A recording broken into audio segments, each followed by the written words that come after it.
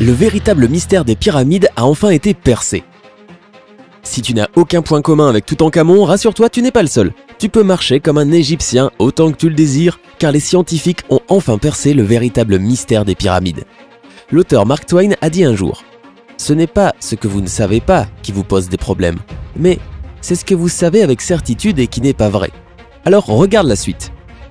La grande pyramide de Gizeh est un magnifique tombeau qui a été construit pour rappeler la grandeur des pharaons égyptiens. C'est ce que nous avons tous appris à l'école et c'est également ce que de nombreux chercheurs pensaient. Mais ça, c'était avant.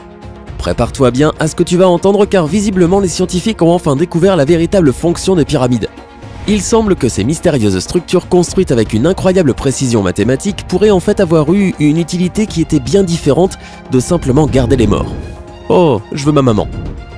Avant de découvrir l'un des plus grands secrets de notre planète, n'oublie pas de t'abonner à notre chaîne et d'activer cette cloche de notification. Ainsi tu seras le premier à voir toutes les mises à jour que nous faisons quotidiennement sur Sympa. La grande pyramide de Gizeh est appelée grande pour une bonne raison. Parce que j'imagine que personne ne voudrait venir voir la minuscule pyramide de Gizeh. Tu ne crois pas? Non, ce n'est pas ça. Cette immense construction a été réalisée avec plus de 2 millions de blocs de pierre, pesant chacun de 3 à 30 tonnes. En fait, les plus gros peuvent même peser jusqu'à 50 tonnes. La base de la grande pyramide couvre une superficie de 52 900 mètres carrés et chacun de ses côtés mesure environ 230 mètres. La couche extérieure de la pyramide se compose de 144 000 pierres polies d'environ 2 mètres d'épaisseur et pesant chacune au moins 15 tonnes.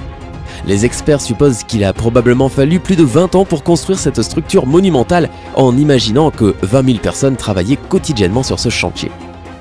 Alors, penses-tu vraiment que tout ce temps, tous ces efforts et toute cette main-d'œuvre ont juste été consacrés à la création d'une tombe, même si elle appartenait à un roi?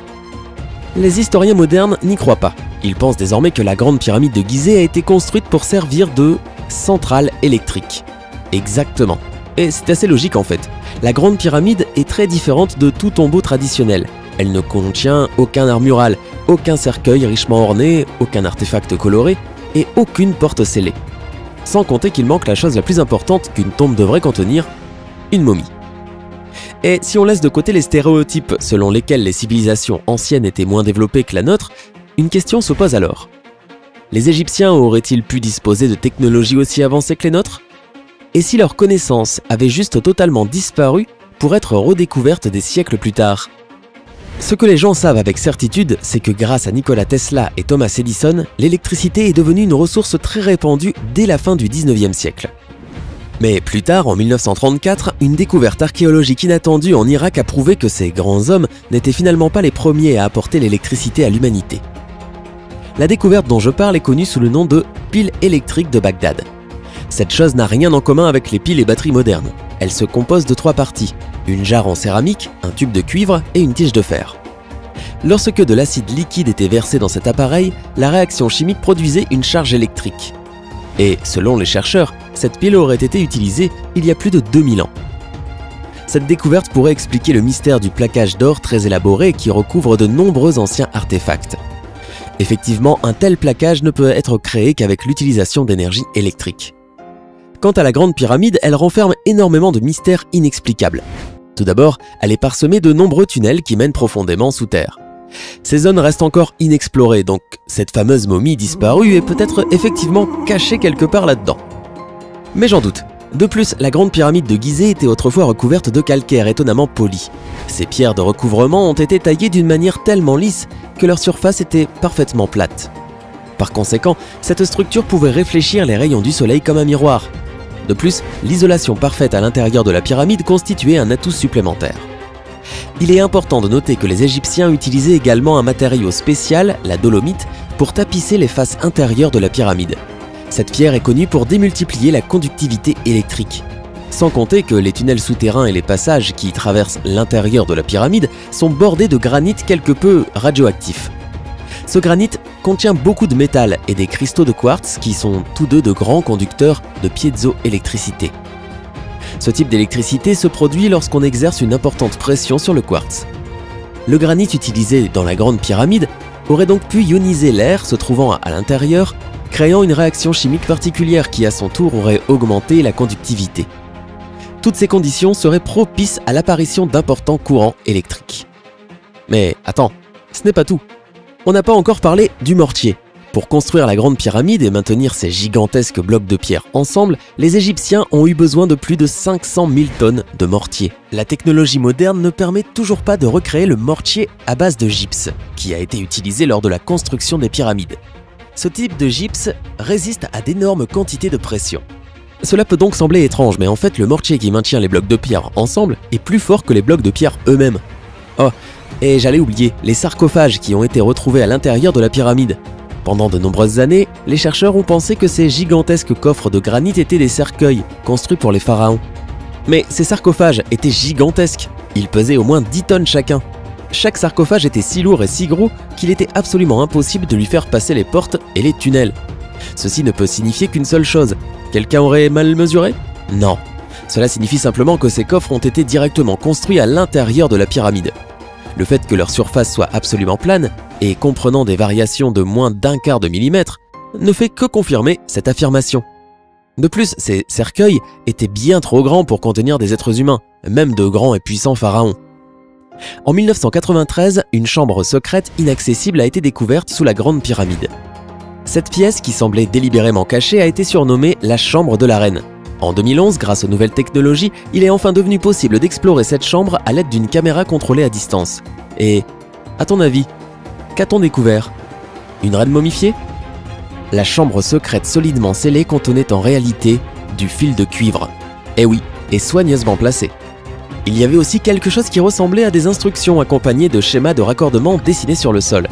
Donc si les conditions propices étaient toutes rassemblées, placer des pièces de cuivre dans une pièce parfaitement étanche pouvait effectivement entraîner un puissant dégagement d'énergie électromagnétique. Granit, calcaire, dolomite, cuivre, tous ces matériaux sont particulièrement efficaces pour conduire l'électricité. Mais ce n'est peut-être qu'une simple coïncidence après tout. C'étaient peut-être les seuls matériaux que les Égyptiens avaient sous la main lorsqu'ils ont construit les pyramides. Et que penses-tu du fait que la plupart des pyramides ont été construites sur de parfaits générateurs d'électricité, des rivières souterraines? Il a été prouvé qu'il y a des milliers d'années, le Nil traversait la zone où se trouve la Grande Pyramide. Et si l'eau était effectivement la source d'énergie nécessaire, l'image devient alors de plus en plus claire. C'est ce que l'on appelle l'effet de capillarité. C'est la capacité de l'eau ou de tout autre liquide de s'écouler vers le haut en passant par des espaces très étroits, ignorant alors totalement l'attraction de la gravité. Selon ce principe, l'eau du fleuve pourrait très bien remonter le long de la surface calcaire de la pyramide, et probablement même atteindre son sommet. Son mouvement provoquerait des vibrations suffisamment fortes pour que le quartz se trouvant à l'intérieur de la pyramide crée de la piézoélectricité.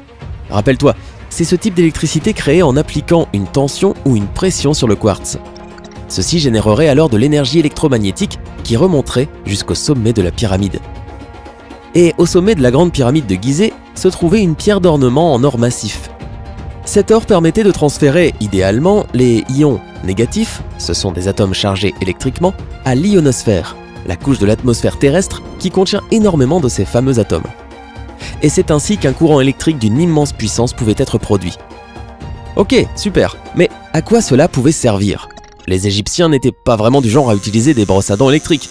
Eh bien, il s'avère que certaines sculptures en relief représentent des Égyptiens portant quelque chose qui ressemble étrangement à une ampoule électrique. Regarde par exemple les sculptures se trouvant dans le temple d'Hathor. Elles montrent des personnages tenant ce qui semble être une ampoule géante contenant un fil torsadé, qui descend le long d'un câble et se connecte à un objet qui pourrait être un récepteur. On jurerait voir la technologie électrique moderne. Une autre chose étrange que l'on peut observer sur ces sculptures est ce qui ressemble étrangement à une antenne sans fil.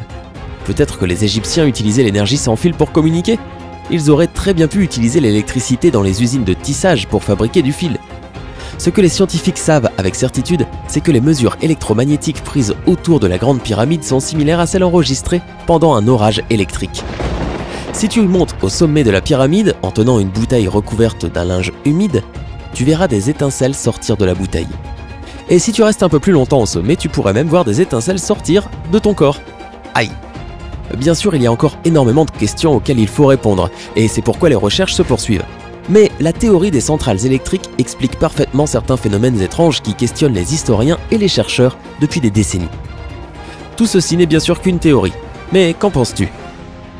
Crois-tu que les pyramides pourraient finalement avoir une utilité totalement différente de ce que nous pensions? Fais-nous part de ton avis dans les commentaires ci-dessous. Et si tu aimes autant que nous les mystères et les secrets de l'humanité, clique sur le bouton j'aime et rejoins-nous sur Sympa.